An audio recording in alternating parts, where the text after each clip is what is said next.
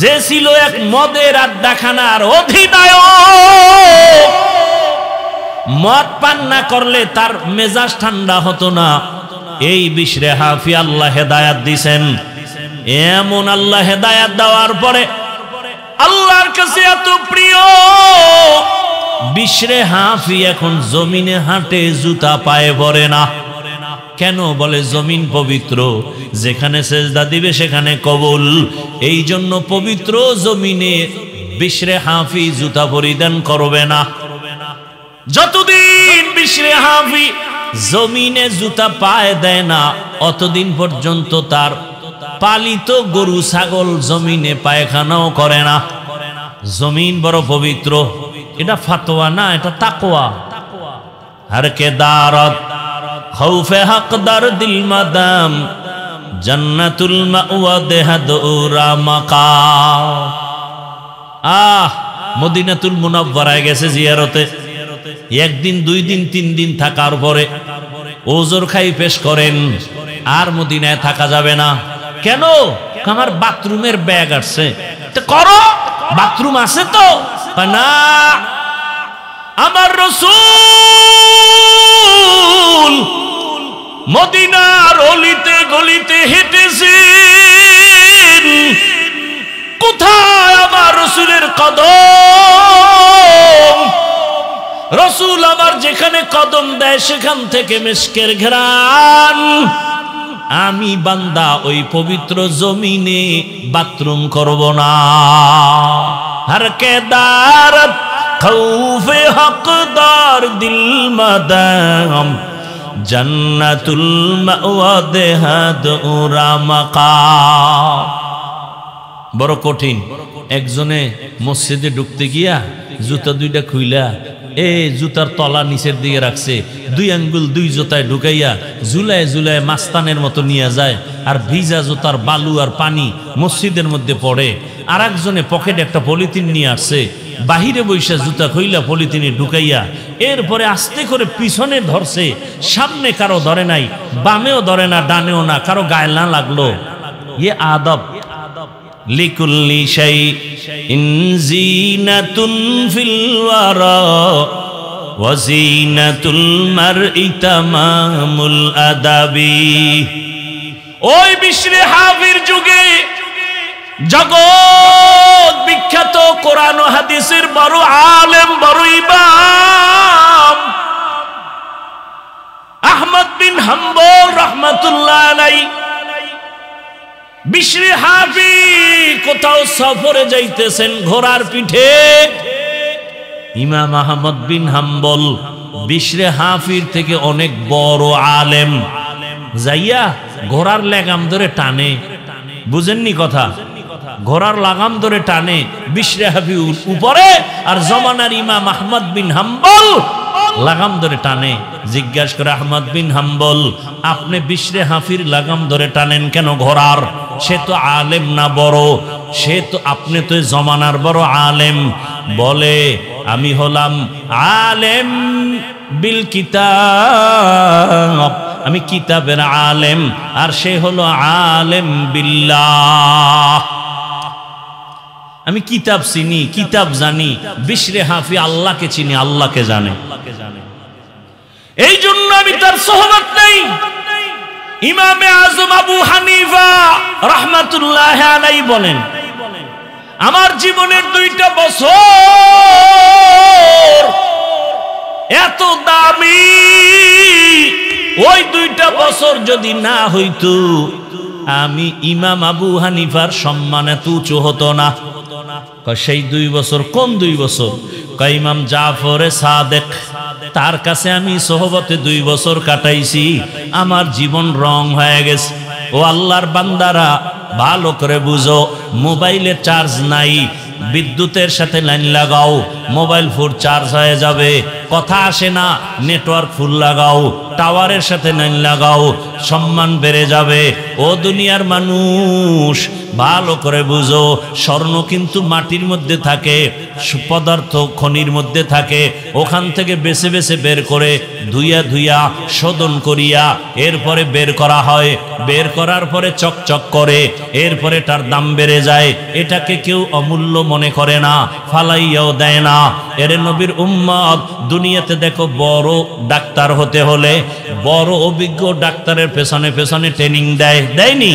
শুধু লেখাপড়া যথেষ্ট না, দুনিয়ার লাইনে যদি নিজের দামি বানাইতে চাও, দামি দামি আল্লাহওয়ালার সাথে সম্পর্ক জোড়ায় দাও। সাহাবায়ে কেরামরা রাসূলের স্পর্শ পেয়েছেন, এতটা দাম হয়ে গেল। দুনিয়াতে কোরআনের সাথে সম্পর্ক।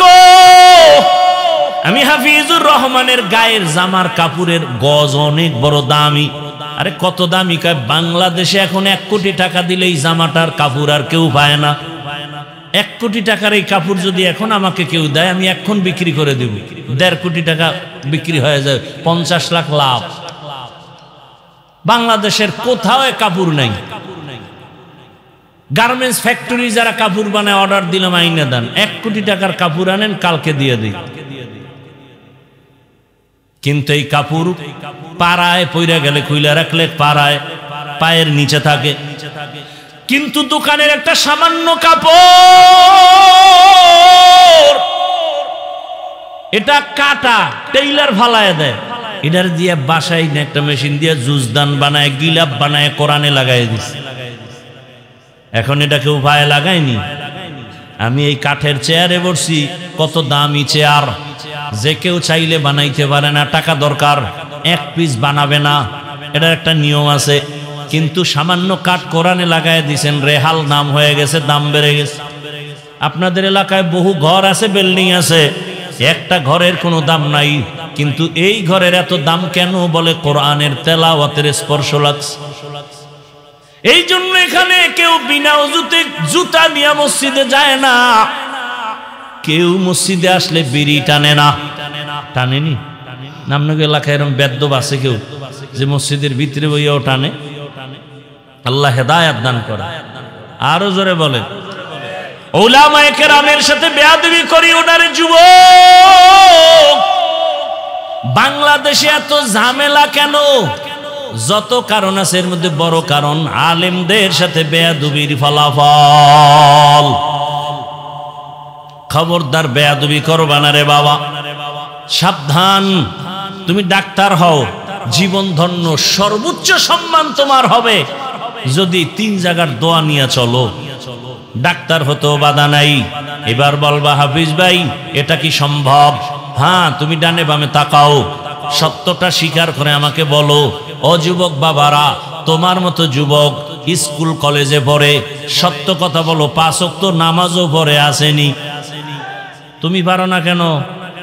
আমি অ্যান্সার দিব, তোমার কপালে কার জানি বরদোয়া লাগিয়েই গেছে, অজান্তে বরদোয়া লাগছে। এই জন্য তুমি হাজারো বয়ান শুনে কান্দো না, মোনাজাত করো না, তওবা করো না, মসজিদেও যাও না।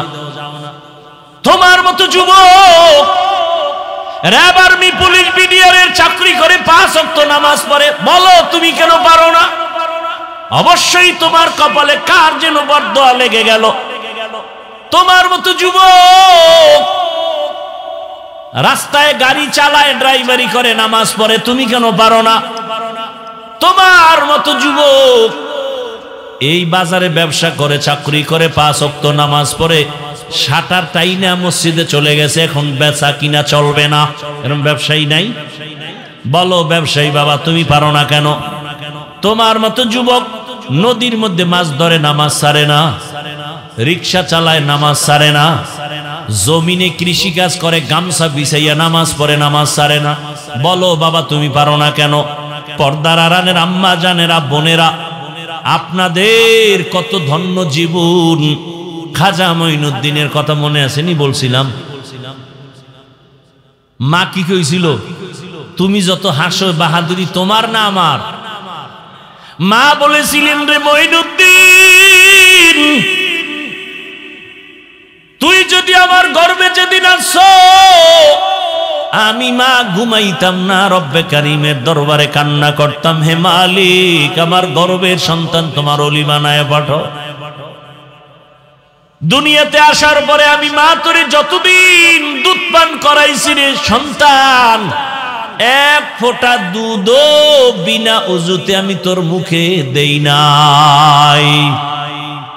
কেমন মা এক ফোঁটা দুধও বাচ্চার মুখে বিনা ওযুতে দেয় না? এই সন্তান জগৎ বিখ্যাত, আল্লাহওয়ালা হবে না তো কার সন্তান হবে? ও আমার যুবক বাবারা, পর্দার আড়ালের মা বোনেরা, আপনাদের এলাকায় এখনো বহু মা আছে, বহু বোন আছে, বেপর্দায় চলে না, নামাজ ছাড়ে না, মোবাইলে সময় নষ্ট করে না, স্বামীর মাল নষ্ট করে না, খেয়ানত করে না। আম্মা জান, আপনি কেন পারেন না? আজকে এই মাদ্রাসার কতজন ছাত্র পাগড়ি দেওয়া হইল? হ্যাঁ, 37 জন ছাত্রকে পাগড়ি দেওয়া হলো। ছোট ছোট বাচ্চা, এদের সিনার মধ্যে আল্লাহর কোরআন জমা হয়ে গেছে। ও পর্দার আড়ালের মা, খবর নিয়ে দেখেন, এ যারা পাগড়ি নিয়েছে ওই ছেলেদের বাবারা কোটিপতি না। খবর নিয়ে দেখেন, চাষি চাষের কাজ করে, কৃষি কাজ করে, রিক্সা চালায়, ড্রাইভারি করে, খেটে খাওয়া মানুষ। সন্তানটারে কোরআন পড়াইছে, দিনে কাজ কইরা যা পায়, নিজে খাইলো না খাইলো সন্তানের কিছু বেতন দেয়। এই বাবা মার আজকে খবর নেন, তাদের মতো ঈদের আনন্দে জমিনে আজকে আর কেউ নাই যে আমার সন্তানটা কোরআনের হাফেজ হয়ে গেল। ও পর্দার আড়ালের আম্মা জান, মনে কি চায় না একজন হাফেজের মা হইয়া কবরে যাবেন? একজন আলেমের মা হইয়া কবরে যাবেন, একজন আদর্শ সন্তানের মা হয়ে কবরে যাবেন। সন্তানটারে কোরআন পড়াইয়া ডাক্তার বানান, বাধা নাই। সন্তানটাকে কোরআন শিক্ষা দিয়া ইঞ্জিনিয়ার বানান, বাধা নাই। সন্তানটাকে কোরআন শিক্ষা দিয়া প্রফেসর বানাবেন, বাধা নাই। ওই সন্তান ডাক্তার হলো আপনার জন্য কোরআন তেলাওয়াত করে দোয়া করবে। এখনো সময় আছে, মা তওবা করেন। আপনাদের জীবনটা বড় ধন্য, আল্লাহর কাছে তওবা করেন। জীবনে তো বেপরদায় কম দৌড়াইলেন না, জীবনে তো মোবাইলে সময় নষ্ট কম করলেন না। আর কত মরার কি চিন্তা এখন অন্তরে আসে নাই? ও যুবক, মনের মতো গুনাহ তো কম করো নাই। মনের মতো নামাজ সারিয়া মনের মতো দৌড়াইছো। মনে চাইছে পার্কে যাবা, পার্কে দৌড়ায় গেছো। মনে চাইছে মোবাইল চালাবা, সারা রাত চালাইছো, কারো বাধা মানো নাই। মনে চাইছে মেয়েদের নিয়ে আড্ডা দিবা, দিছো, কারো বাধা মানো নাই। মসজিদে যাবা না, যাও নাই, দাড়ি কাটবা, কাটে ফেলেছো, কারো বাধা মানো নাই। এখনো কি তোমার মরণের ভয় অন্তরে আসে না? আজকে তুমি এখানে তাজা যুবক বসে আছো, তুমি কি একটু ভয় করো না? সকালবেলা ঘুম থেকে এমনও হতে পারে তোমার বাবায় দৌড় দিয়া মসজিদে গিয়া বলবে, ইমাম সাহেব তাড়াতাড়ি আসেন, আমার বাবা দুনিয়াতে জিন্দা নাই। মা একটা চিৎকার দিয়া বলবে, তোরা কই? আমার সন্তান আর দুনিয়ায় বেঁচে নাই। মা চিল্লায় কাঁদবে আর বলবে, আমার আম্মু বলে কে ডাক দিবে?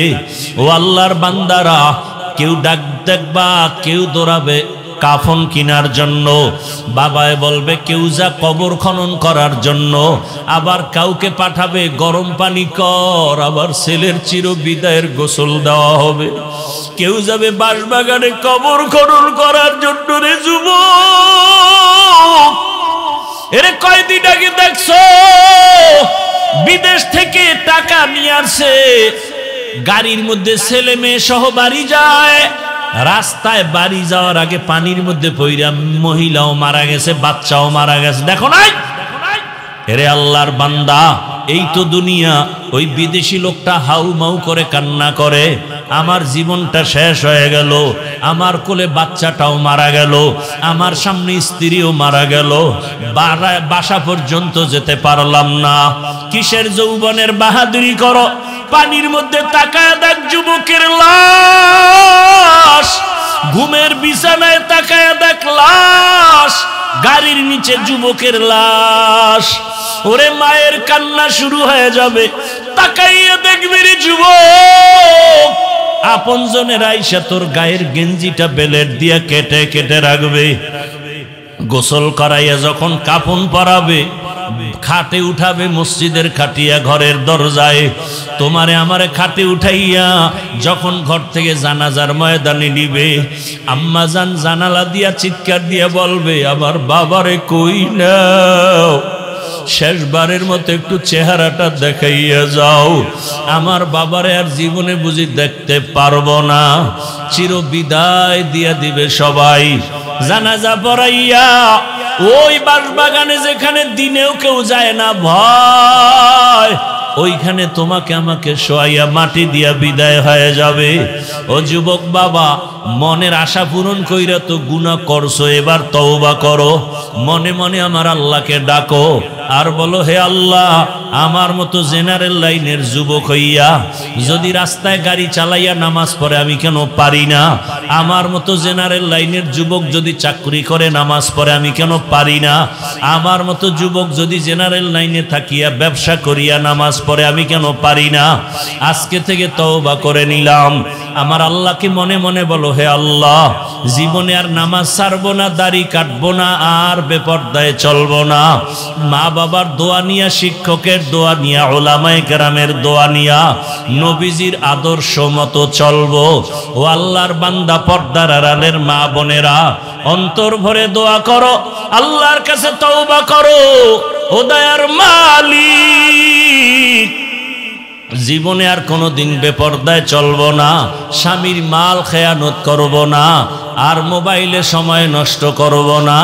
ও আল্লাহর বান্দারা, তওবা করার যদি নিয়ত হয়, খাঁটি তওবার নিয়ত যাদের আছে, অন্তরে মুনাফিকি যদি না থাকে, খাঁটি তওবার নিয়তে দুটো হাত আমার আল্লাহকে দেখাইয়া দাও।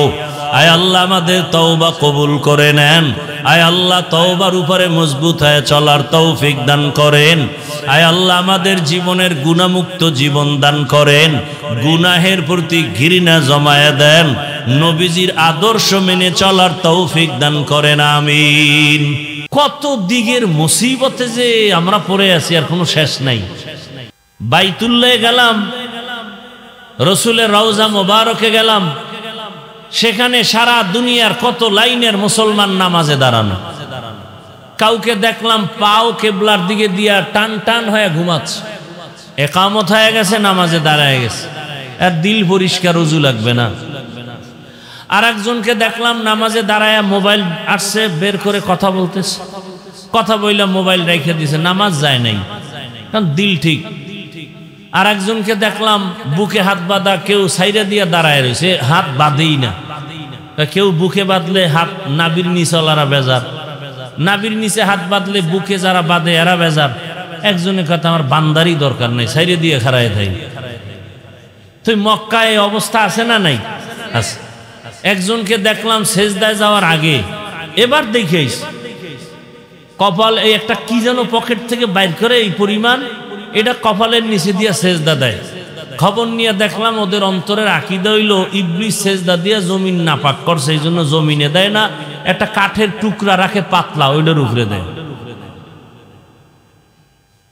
আচ্ছা, আমি যেটা বুঝাতে চাই, আরবে, সৌদি, মক্কা, মদিনায় এত ফেরকা, এত কিছু, আপনারা শুনছেন কোনদিন যে তারা এই এত মতামতের মধ্যে কিলাকিলি লাইগা 10 জন মারা গেছে? শুনছেন তো? সোনার বাংলায় গজব কেন, ঝগড়া কেন? বুকে হাত বাঁধি, নাবিওয়ালারা বেজার, নাবির নিচে হাত বাঁধলে বুকওয়ালারা বেজার। 20 রাকাত তারাবি পড়ি, 8 রাকাত ওয়ালারা সালাম দেয় না, দিলেও নেয় না। কেন এই গজব? কেন? কার বদনজর লাগছে আমার দেশে? এত ঝগড়া হবে কেন? আপনি 20 রাকাত পারেন না, পড়েন 8 রাকাত, আপনার জবাব আপনি আল্লাহর কাছে দিবেন। হ্যাঁ, আমার এখানে করণীয় কি? আপনাকে মহব্বতে বুঝাতে পারি, আর কিছু না। গালি দিবেন, সালাম দিবেন না, দিলেও নিবেন না, এটা কোন রসুলের আদর্শ? আল্লাহ হেদায়েত দান করুন। যাই হোক, অনেক কথা বলে ফেললাম। বয়ান যতটুকুই করব শুধু আপনাদের ধৈর্যের উপরে। উঠবেন, আস্তে হাত উঠে মোনাজাত দিয়ে চলে যাও। কোরআনে হাকিমের এক আয়াত পড়ছি, রসুলের একটি হাদিসের অংশ পড়েছি, তরজমাটা বলে নেই, এরপরে কিছু ব্যাখ্যা। ওয়া আম্মা মান খাফা মাকাম রাব্বিহি ওয়া নাহান নাফসা আনিল হাওয়া ফাইন্নাল জান্নাতা হিয়াল মাওয়া। আল্লাহ বলেন হাসরের ময়দানে আমার আদালতে দাঁড়াইয়া হিসাব দেওয়ার ভয়ে দুনিয়াতে যারা জিন্দা অবস্থায় নিজেকে গুনাহ থেকে বাঁচায় রাখবে, আমি আল্লাহ ওয়াদা করলাম তাকে বিনা হিসাবে জান্নাত দিব। নবীজি বলেন ইত্তাকিল মাহারিম তাকুন আবাদান নাস। ও দুনিয়ার উম্মতের দল, সমস্ত অবৈধ হারাম থেকে নিজেরা বাঁচাও, আল্লাহ তোমার মর্যাদা মানুষের কাছে বাড়ায় দিবেন, আল্লাহর কাছেও বেড়ে যাবে। হারাম থেকে বাঁচো। আল্লাহ আদম নবীর তরজমা শেষ, এবার ব্যাখ্যা শুরু। আল্লাহ পাক আদম আলাইহিস সালামকে জান্নাতে দিয়া বললেন উসকুন আনতা ওয়া যাওজুকাল জান্নাহ। হে আদম, তোমার স্ত্রীকে নিয়া হাওয়াকে নিয়া তোমরা জান্নাতে থাকো। ওয়াকুলা মিনহা রাগাদান হাইসু শিতুমা, মনে যা চায় গুরু আর খাও।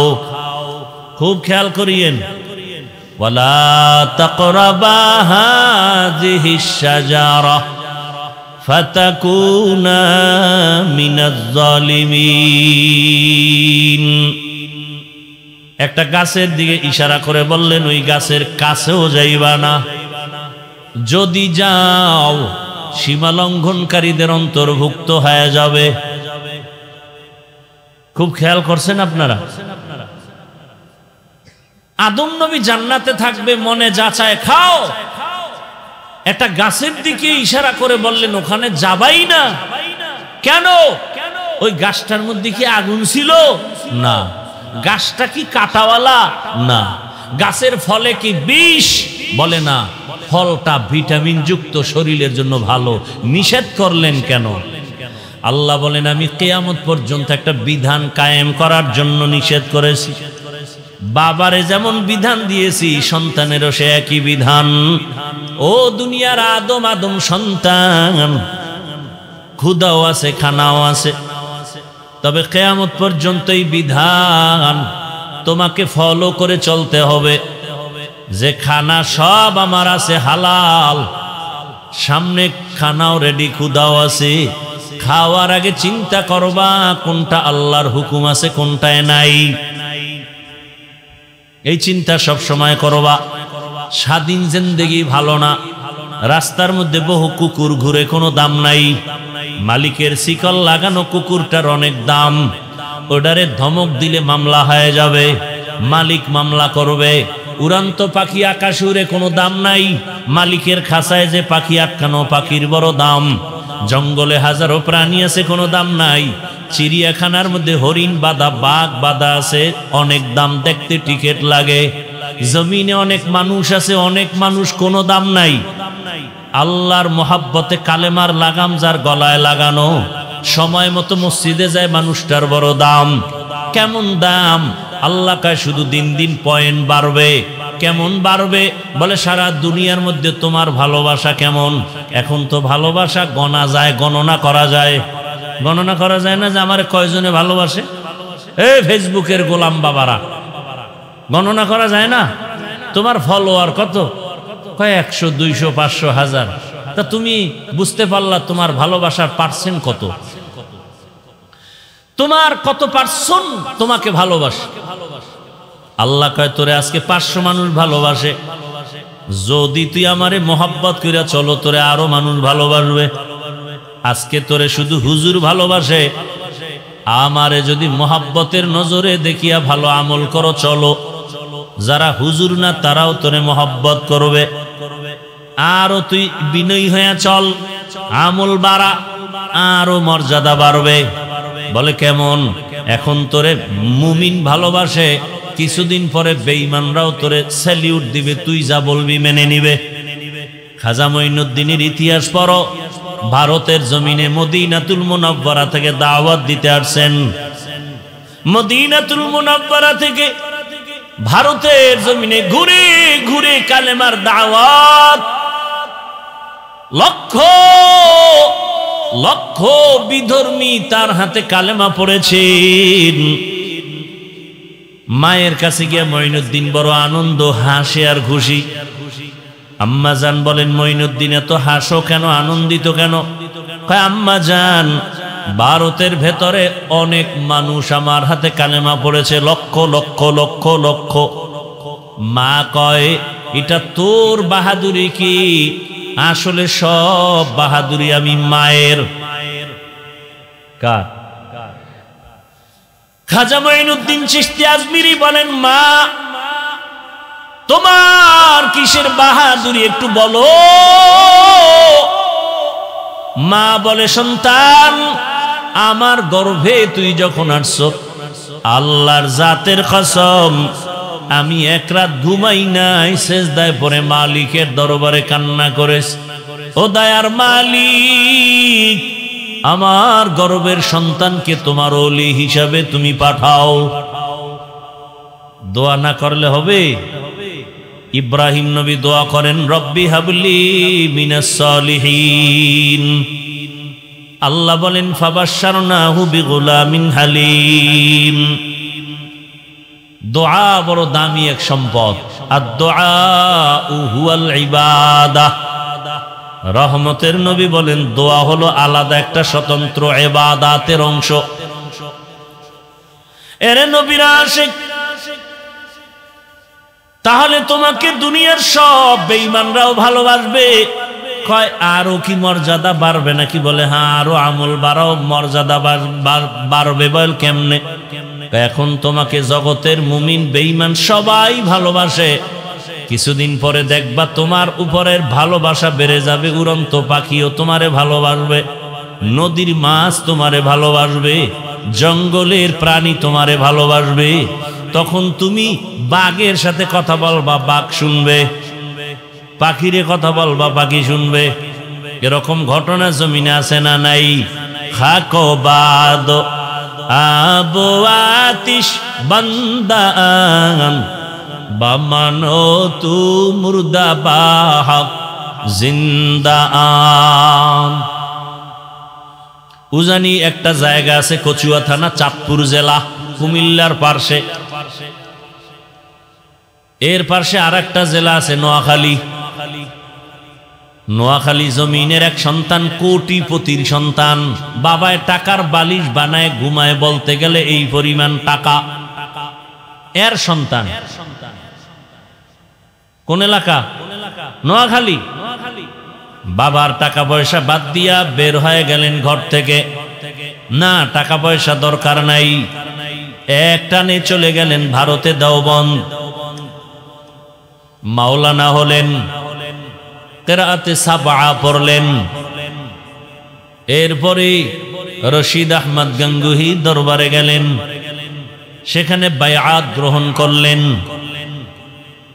তাসকিয়ার সবক নিয়া বাইতুল্লাহর পার্শ্বে গেলেন, পার্শ্বে এক মসজিদ একটু দূরে, ওখানে গিয়া তেলাওয়াত শুরু করলেন। মক্কার মানুষ বড় আশেক হয়ে গেল।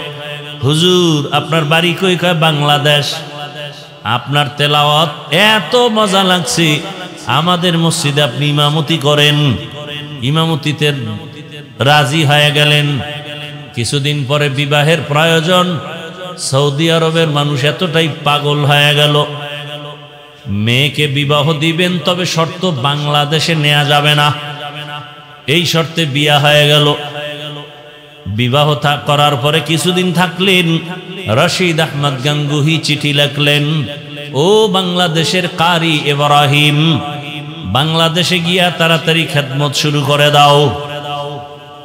হযরতের চিঠি পাইয়া বিবিকে বললেন, যাবা নাকি থাকবা? শর্ত তো না নেওয়ার। বলে, আমি যাব। পরিবারের অনুমতি নিয়ে দেশে আসলেন। নোয়াখালীর জমিন বাদ দিয়া চাঁদপুর জেলার কচুয়া থানা, ওখানের এলাকার একটা নাম উজানি। হিন্দুদের মালিকানা, বিশাল বড় জঙ্গলওয়ালা জমিন খরিদ করলেন। করার পরে ভেতরে পরিচ্ছন্ন করার জন্য ঢুকলেন। গিয়া দেখে একটা গম্বুজ দেখা যায়। গম্বুজের ভেতরে একটা বাঘ তার বাচ্চাকে দুধ পান করায়। ওই গম্বুজটা এখনো আছে। উজানি গেলে দেখবেন বিশাল বড় মসজিদের দক্ষিণ পশ্চিম কর্নারে ওই গম্বুজ। কারি ইব্রাহিম কয়, রে বাঘ, বনি আদম এখানে আসছে থাকবে, তুমি তোমার গন্তব্যে চলে যাও।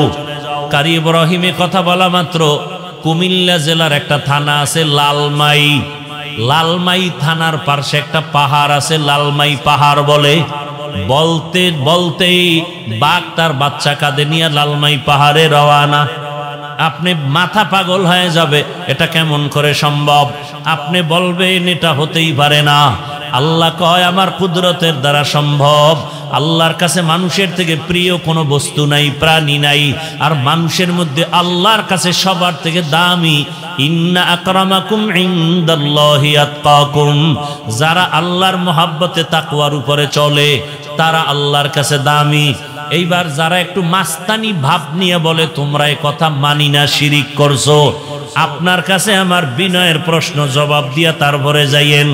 আপনারাও জবাব দেন, আপনাদের গ্রাম অঞ্চলে গরু দিয়া চাষাবাদ করেনি? করে? যারা চাষি গরুর হাল চাষ করে এরা কত ডিগ্রি পাস? BA pass? সাধারণ মানুষ, তাই তো? কথা বলেন না কেন? সাধারণ মানুষ। আচ্ছা আমাকে বলেন, সত্য কথা মানেন আর না মানেন স্বীকার করবেন তো? আচ্ছা, ওই যে চাষি গরুটারে নিয়ে চাষ করে, গরুরে যখন বলে গরু দাঁড়া, কথা শুনে? গরুরে যদি বলে ডানে যা, যায়? বামে যা, যায়? মাঠের মধ্যে 500 হাঁস পানির মধ্যে ওরা ঘুরতেছে, হাসতেছে, খেলতেছে। সন্ধ্যাবেলা মালিক মহিলা যখন ডাক দিছে, 500 হাঁসগুলো খোলামেলা অবস্থা থেকে বন্দি খাঁচায় আসে? আসে? তো একটা চাষির কথা যদি গরু শুনে, তাকওয়াওয়ালার কথা বাঘ শুনবে না কেন? এটা বুঝার মতো তোমার মেমোরি নাই, জিবি হ্যাং হয়ে গেছে, কপাল পুড়ছে তোমার। আল্লাহ হেদায়াত দান করুন। আউলিয়ারা কারে উকবা ইখতিয়ার, জাহেলারা কারে দুনিয়া ইখতিয়ার। খারাপ লাগতেছে আপনাদের? আল্লাহ তাআলা বলেন আম্মা মান খাফা মাকাম রাব্বিহি ওয়া নাহান নাফসা আনিল হাওয়া ফাইন্নাল জান্নাতা হিয়াল মাওয়া। হাসরের ময়দানে আল্লাহর আদালতে দাঁড়াইয়া হিসাব দেওয়ার ভয় অন্তরে জমা করিয়া যারা দুনিয়াতে গুনাহ ছেড়ে দিবে, আল্লাহ ওয়াদা করেছেন আমি তাকে বিনা হিসাবে জান্নাত দিয়ে দিব। জান্নাতে যাইতে চাননি কি আল্লাহর বান্দারা? যাইতে চান? হিসাব দিয়া না হিসাব ছাড়া? আল্লাহ সবাইকে কবুল করে। তা আল্লাহ কি বলছেন? গুনাহ থেকে নিজেকে বাঁচায় রাখো। গুনাহ থেকে বাঁচার উপায় কি? গুনাহ থেকে বাঁচার জন্য দুই দিকে দুই মেডিসিন লাগবে। যেমন গুনাহ করে ফেলেছেন এরকম লোক এখানে নাই। হাতের গুনাহ, চোখের গুনাহ, জবানের গুনাহ, অন্তরের গুনাহ করে ফেলেছি, শয়তানের দোকায় গুনাহ করেছি, এখান থেকে কেমনে বাঁচবো? আবার সামনে যতদিন আমি হায়াত পাইব গুনাহ যেন আর নতুন করে না হয়, জবানের দ্বারা যেন গুনাহ না হয়, হাতের দ্বারা যেন গুনাহ না হয়। সামনের জীবনে গুনাহ থেকে বাঁচবো কি করে? দুই গুনার থেকে বাঁচার জন্য দুই মেডিসিনের প্রয়োজন। মেডিসিনটার নাম হলো আল্লাহর ভয়। কার ভয়? हर के दारत खौफे हकदार दिल मदम जन्नतुल मअवा देहद उरा मकाम जुज़बा हक़ची ज़े मखाज इंसुजा फज़ले उआ मस्ते दर जुमला जहां। পেছনের গুনাহ থেকে বাঁচার জন্য যে মেডিসিন লাগবে নাম হলো আল্লাহর ভয়। সামনে জীবনটা পবিত্র রাখার জন্য, গুনাহমুক্ত রাখার জন্য যে মেডিসিন লাগবে নামও আল্লাহর ভয়। আরবিতে এই ভয়টাকে বলে খাশিয়া, কোরআনের ভাষায় ভয়ের নাম তাকওয়া। কোরআনের ভাষায় এ ভয়ের নাম খৌফ। লাউ আনজালনা হাযাল কুরআনা আলা জাবালিন লারাইতাহু খাশিআম মুতাসাদ্দিআম মিন খাশিয়াতিল্লাহ। এই ভয়ের নাম তাকওয়া। ইয়া আইয়ুহাল্লাযীনা আমানুত্তাকুল্লাহ ওয়া কুনু মা'আস সাদিকিন। আল্লাহ কয় আমাকে ভয় কর। ইন্নামা ইয়াখশাল্লাহা মিন ইবাদিহিল উলামা। জমিনের মধ্যে যারা আসল উলামা তারা আল্লাহকে ভয় করবেন।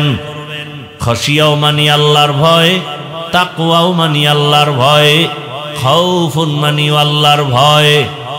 অতীতের গুনাহ থেকে বাঁচার জন্য আল্লাহর ভয় অন্তরে জমা করো। ভয়ের নাম খশিয়া। সামনের জীবনে যেন গুনাহ না হয়, এজন্য যেই ভয়টা লাগবে ওই ভয়ের নাম তাকওয়া। পেছনে আল্লাহর ভয় নিয়ে তওবা করো, সামনে যেন তোমার আমার দ্বারা গুনাহ না হয়। জীবনে তো গুনাহ কম করো না এরে যুবক বাবা। ও আমার যুবক, গুনাহ করতে করতে করতে করতে চেহারাটা নষ্ট। এত গুনাহ জীবনে করেছে রে বাবা।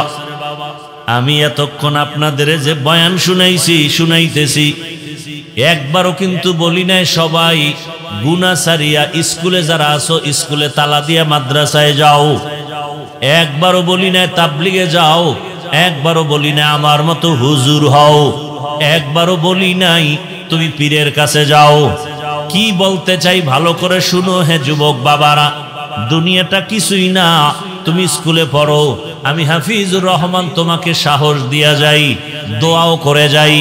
স্কুল সারিও না, কলেজ সারিও না। বান্দা তুমি ওখানে লেখাপড়া করো। চাকরি যারা করেন ওখানে চাকরি করেন। ব্যবসা যারা করেন করেন। চাকরিও ছাড়তে হবে না, ব্যবসাও ছাড়ার প্রয়োজন নাই। বরং আমি পরামর্শ দিব ওখানে থাকিয়া জান্নাতের পথটাকে বেছে নেওয়ার চেষ্টা করেন। এখন বলবেন স্কুল কলেজে পড়িয়া জান্নাত পাওয়ার পথ কেমনে পাই, চাকরির রাস্তায় থাকিয়া কেমনে পাই?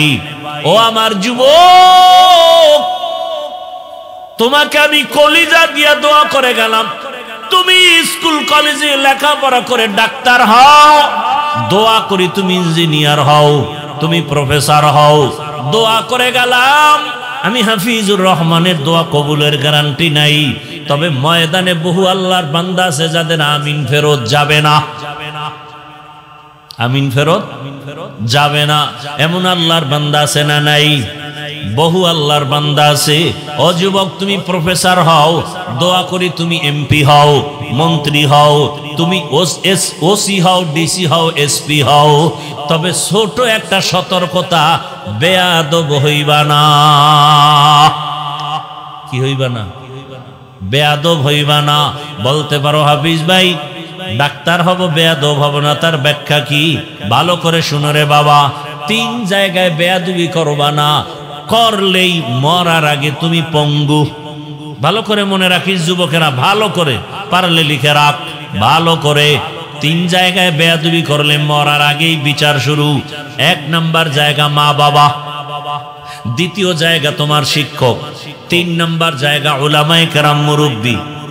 আল্লাহর জাতের কসম,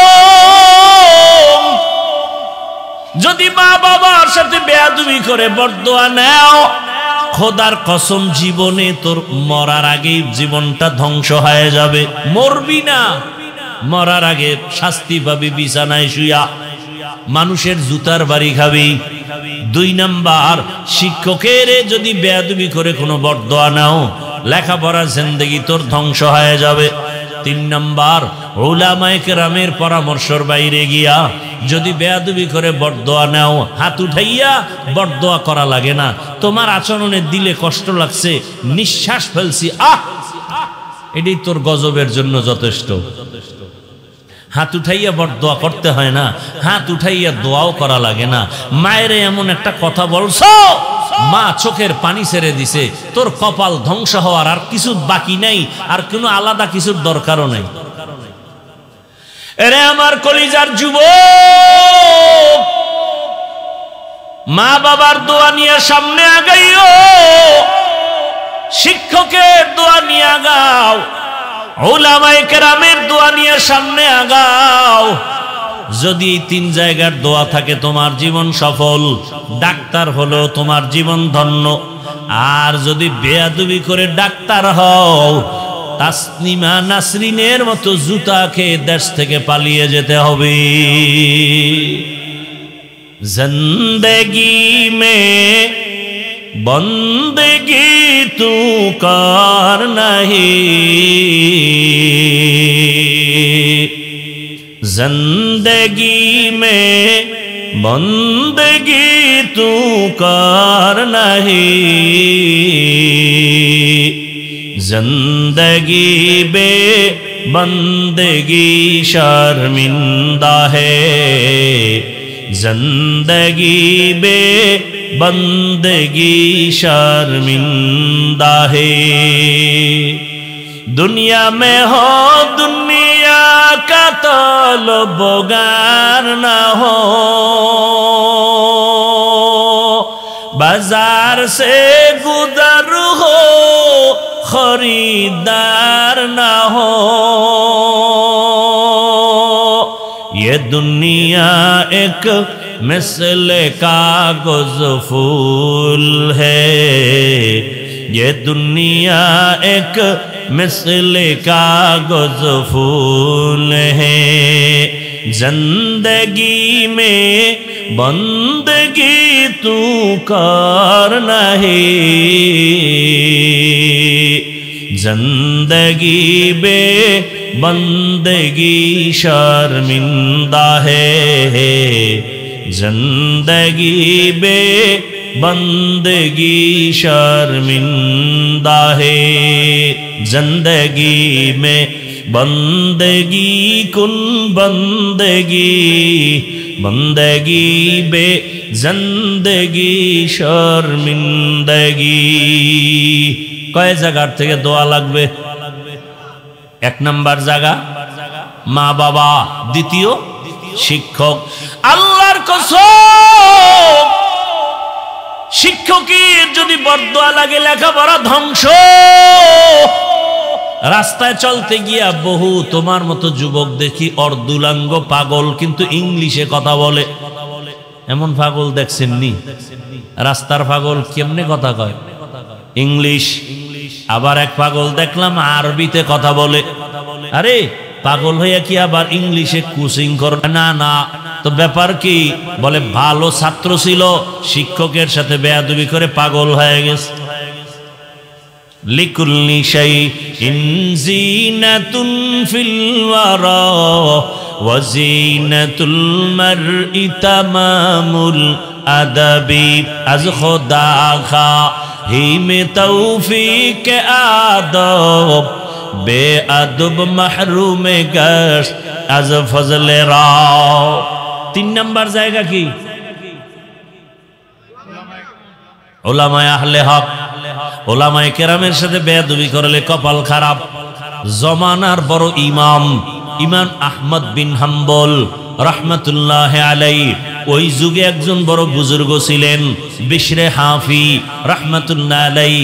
হাফি মানে খালি পাওয়ালা। জগৎ বিখ্যাত ওই বিশরে হাফি, যে ছিল এক মদের আড্ডাখানার অধিনায়ক। মদ পান না করলে তার মেজাজ ঠান্ডা হতো না। এই বিশরে হাফি আল্লাহ হেদায়াত দিছেন।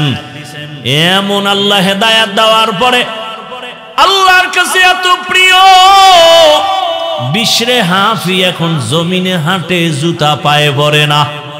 কেন? বলে জমিন পবিত্র, যেখানে সেজদা দিবে সেখানে কবুল। এই জন্য পবিত্র জমিনে বিশরে হাফি জুতা পরিধান করবে না।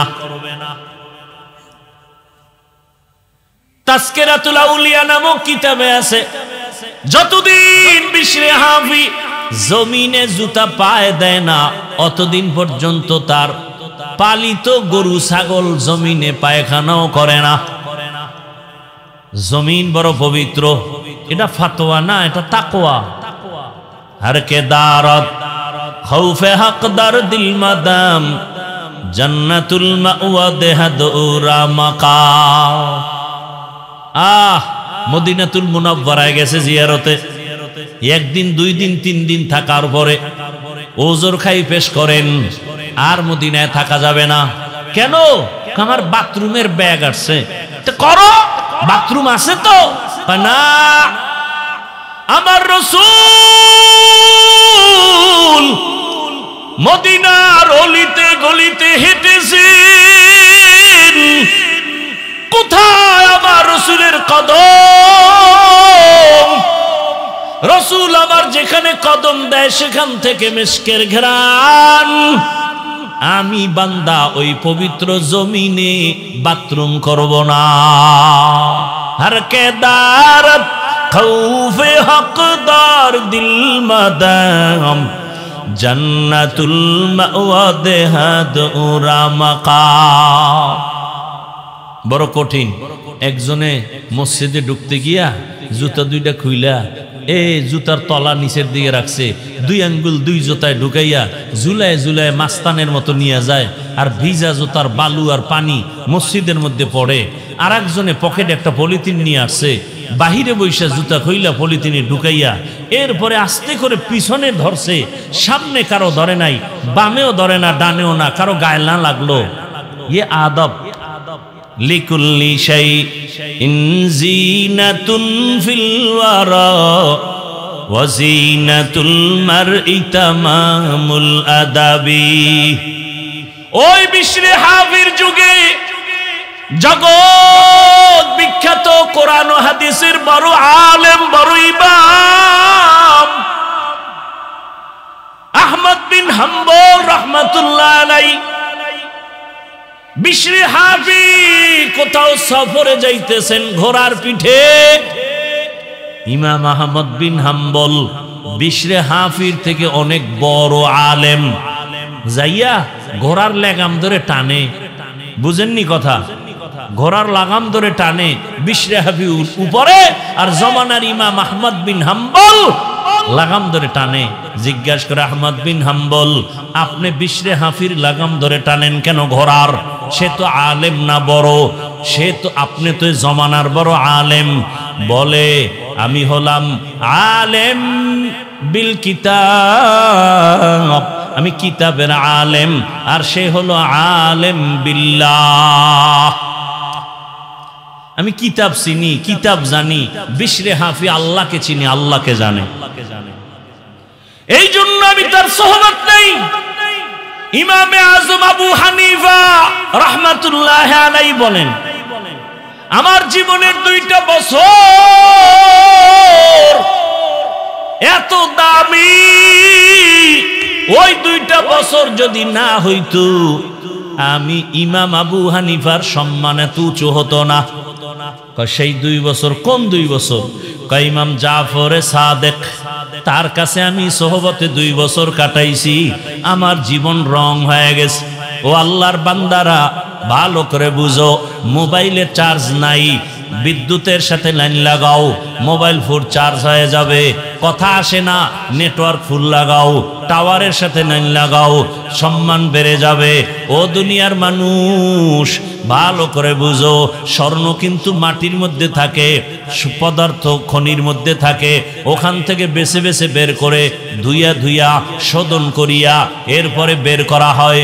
বের করার পরে চকচক করে, এরপরে তার দাম বেড়ে যায়। এটাকে কেউ অমূল্য মনে করে না, ফালাইয়াও দেয় না। এর নবীর উম্মত, দুনিয়াতে দেখো, বড় ডাক্তার হতে হলে বড় অভিজ্ঞ ডাক্তারের পেছনে পেছনে ট্রেনিং দেয়, দেয়নি? শুধু লেখাপড়া যথেষ্ট না, দুনিয়ার লাইনে যদি নিজের দামি বানাইতে চাও, দামি দামি আল্লাহওয়ালার সাথে সম্পর্ক জোড়ায় দাও। সাহাবায়ে কেরামরা রাসূলের স্পর্শ পেয়েছেন, এতটা দাম হয়ে গেল। দুনিয়াতে কোরআনের সাথে সম্পর্ক। আমি হাফিজুর রহমানের গায়ের জামার কাপড়ের গজ অনেক বড় দামি, আরে কত দামি কয়, বাংলাদেশে এখন 1 কোটি টাকা দিলেই জামাটার কাপড় আর কেউ পায় না। 1 কোটি টাকার এই কাপড় যদি এখন আমাকে কেউ দেয়, আমি এখন বিক্রি করে দেব, 1.5 কোটি টাকা বিক্রি হয়ে যায়, 50 লাখ লাভ। বাংলাদেশের কোথাও কাপড় নাই।